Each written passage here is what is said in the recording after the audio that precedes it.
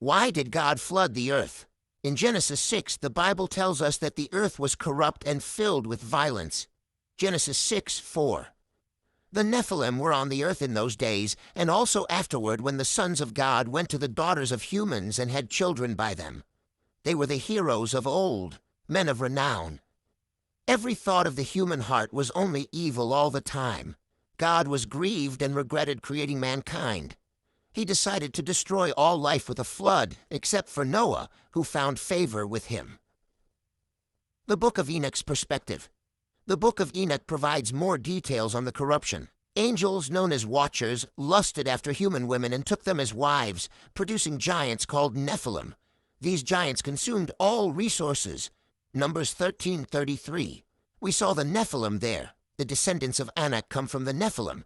We seemed like grasshoppers in our own eyes, and we looked the same to them.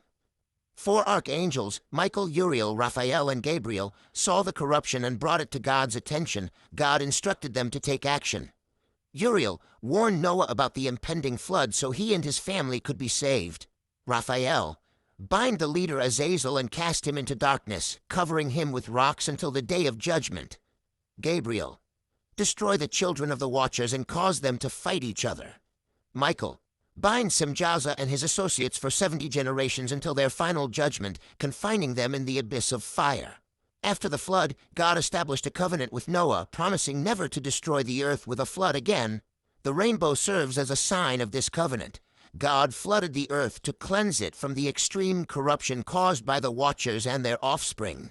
This story reminds us of God's justice and mercy. If you're worried about the state of the world today, rest assured that we won't be. Why your prayers may go unanswered. 8 common mistakes.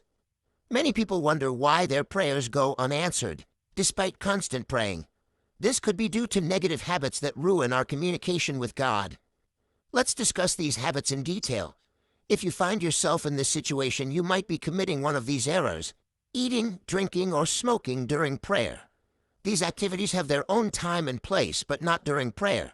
Prayer is sacred and deserves your full attention. Show respect to God by dedicating uninterrupted time for prayer. Disrespecting the prayer space. Maintain the cleanliness and respect of your prayer space. If you have a specific room for prayer, keep it tidy and free from impure activities. A clean prayer space shows respect for God. Praying with a heart full of hatred or resentment. Don't pray with a heart full of hatred or resentment. Forgive those who have hurt you before presenting yourself to God in prayer. A pure and sincere heart is essential for effective prayer.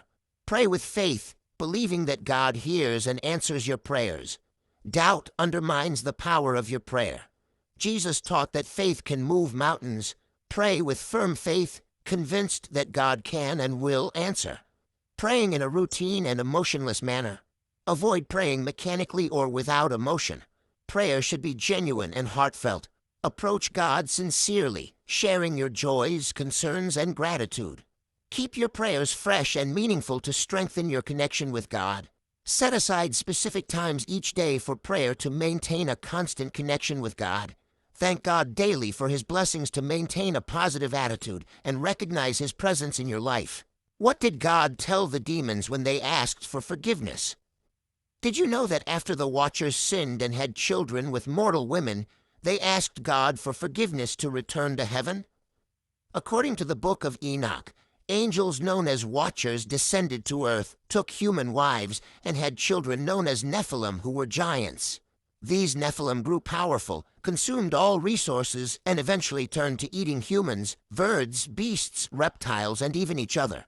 The Watchers also taught humans forbidden knowledge, leading to widespread godlessness and corruption. In response to the chaos, God sent archangels Uriel, Gabriel, Raphael, and Michael to punish the Watchers. He also called upon Enoch to deliver a message.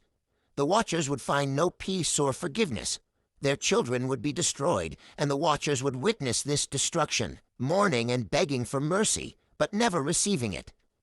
Enoch approached the Watchers, starting with Azazel, to deliver God's message of severe punishment.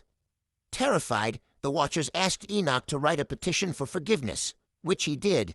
However, in a vision, God informed Enoch that the petition would be denied, and the watchers were condemned to be bound on earth forever, witnessing the destruction of their children. Enoch described being lifted to heaven in a vision, seeing a crystal wall surrounded by flames and a house of crystal filled with fiery cherubim. He then saw a greater house of fire and crystal, with a magnificent throne, where the great glory sat, surrounded by blazing fire and countless beings. God instructed Enoch to tell the watchers that they should have interceded for humans, not the other way around.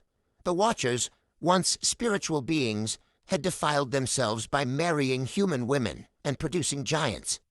God explained that the giant spirits would become evil spirits on earth, causing destruction and affliction. After the watchers sinned, they sought forgiveness, but were denied due to the immense sin they committed. God issued a stern judgment, condemning the watchers and their offspring for abandoning their divine nature and causing widespread evil on earth. This is the end of this episode. Follow for more.